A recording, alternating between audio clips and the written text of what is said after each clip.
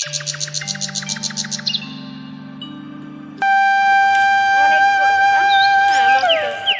Everyone, welcome back to our channel. তো তোমরা কেমন আছো? আশা করছি তোমরা সবাই ভালো আছো, আর আমিও ভালো আছি। আবারও চলে আসলাম নতুন একটা ব্লগ নিয়ে। আর আজকের ব্লগটা একদম সকাল সকাল থেকে স্টার্ট করেছি। দেখো চারিদিকটা বৃষ্টির জন্য কি অবস্থা।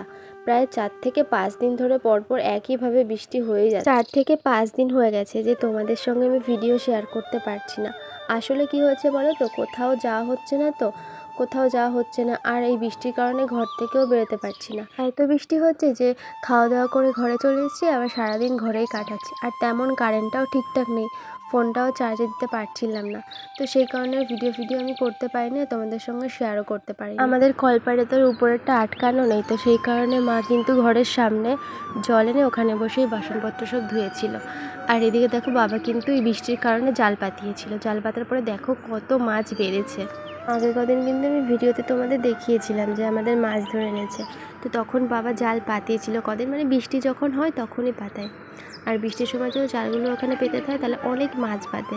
তো বাবা এবার যখন বৃষ্টি শুরু হচ্ছে, শুরুতে বাবা পাতাতে যায়নি। তার একটা কাকা মাছ ধরে এসেছে, সে বলছিল যে অনেক মাছ বেড়েছে। তো তারপর দেখো বাবা পাতিয়েছে, তোমরা নিজে চোখে দেখো কত মাছ বেড়েছে। এই জালটাই তো পুরো। আর তোমরা হয়তো ভাবতে পারো যে জালের মাছ তো জলে বসে ছাড়ে, উপরে কেন ছাড়াচ্ছে। আসলে যেখানে বাবা জাল পাতিয়েছে কালকে সারা রাত বৃষ্টির কারণে সেখানে কিন্তু একদম গলা জল হয়ে গেছে। তো সেই কারণে বাবা ওখানে বসে আর ছাড়াতে পারছিল না, জালটা তুলে নিয়ে এসছে, এখন বাড়ি বসেই ছাড়াবে। তাছাড়া একটু হালকা হালকা বৃষ্টিও হচ্ছিল ঝিরঝির করে, ওর জন্য ওরা বাড়িতে নিয়ে এসছে। আর দেখো এই জালটা কিন্তু প্রচুর মাছ বেঁধেছে, আর বাবা বলছিল ওখান থেকে নাকি কিছু ছাড়িয়ে নিয়ে এসছে মাছ। আর এদিকে দেখো সব কিন্তু এখানে রেখে রেখে এরকম ফেলছিল। আর পেছনে একটা আমাদের বিড়াল আছে বাড়িতে, সে কিন্তু এদিক দিয়ে পেছন দিয়ে খাচ্ছিল। আর হ্যাঁ, তোমরা কিন্তু স্কিপ না করে ভিডিওটা পুরোটা দেখতে থাকো, আশা করছি তোমাদের ভালো লাগবে।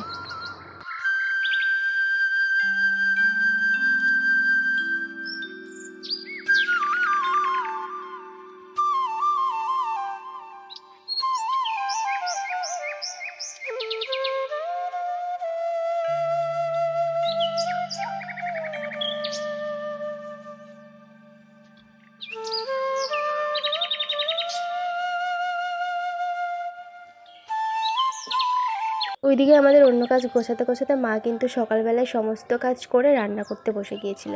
আর মা আজকে রুটি করেছিল। আর আমাদের বাড়িতে রুটিটা খুব কমই হয়, বেশি আমাদের বাড়িতে ভাতই করা হয়। কিন্তু আজকে মা হঠাৎ করে রুটি করেছিল, বৃষ্টির কারণে রান্না করতে লেট হয়ে যাচ্ছিল, তো সেই কারণে তাড়াতাড়ি করে মা রুটিটা করে দিয়েছিল। আমি তো প্রথমে ভেবেছিলাম যে মা ভাত করেছে, তো সেই কারণে আমি থালাটা নিয়ে এসেছিলাম। তো মা বললো আনতে হবে না, তোর জন্য রাখা আছে। তো এখানে কিন্তু মা আজকে কলার মোচার ঘন্ট করেছিল, আর এইদিকে কিন্তু রুটি করেছিল, তো সেটা দিয়ে আমি রুটি খাচ্ছিলাম। আর যেহেতু আমার রুটিটা বেশি পছন্দ না, তো সেই কারণে আমি একটাই খাবো। আর আমার অতটাও ভালো লাগে না রুটিটা খেতে। আমি কিন্তু সবসময় চেষ্টা করি তোমাদেরকে ভিডিও দেওয়ার, ডেইলি ব্লগ দেওয়ার চেষ্টা করি, কিন্তু আমি বলছিলাম যে কোথাও যাওয়া হয় না তেমন একটা, তো একই জিনিস দেখতে তো রেগুলার ভালো লাগে না। তো যাই হোক, তোমরা যারা যারা আমার চ্যানেলে নতুন এসেছো তারা অবশ্যই আমার চ্যানেলটিকে একবার হলেও সাবস্ক্রাইব করে দিও। আর আমার ভিডিও তোমাদের দেখতে কেমন লাগে সেটাও কিন্তু আমাকে অবশ্যই জানিও। আর তোমরা যদি না জানো তাহলে আমি কী করে বুঝবো বলো কেমন হয়েছে কিনা।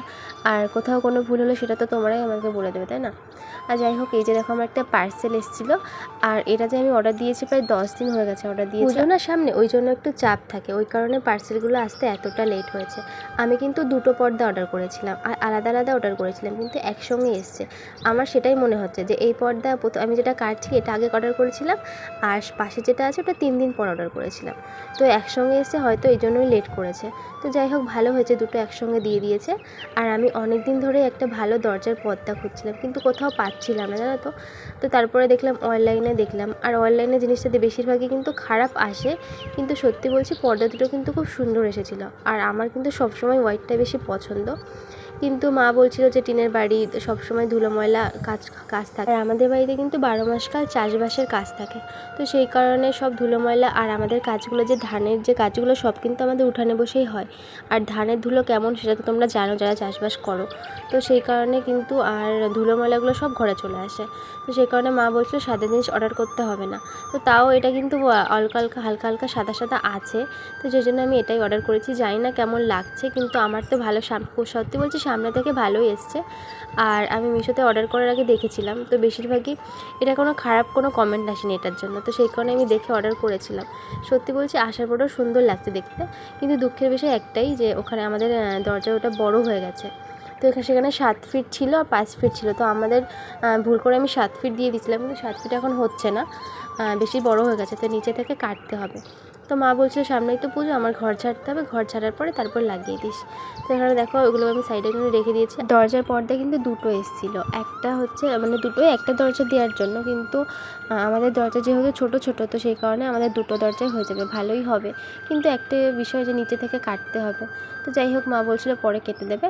আর এখানে দেখো জানলার পর্দা অর্ডার করেছিল, সেটা চলে এসেছে। সত্যি বলছি দেখতে কিন্তু খুব ভালো লাগছিলো, কিন্তু কেন জানি না জানলার পর্দার কাপড়টা এমন দিয়েছিল, কাপড়টা কেমন একটা সুতি সুতি টাইপের, মানে ওখানে জানলা লাগানোর পরে কেমন একটা মনে হচ্ছে যে কিছু একটা আমি কেটে ওখানে লাগিয়েছি এমন দেখাচ্ছিলো।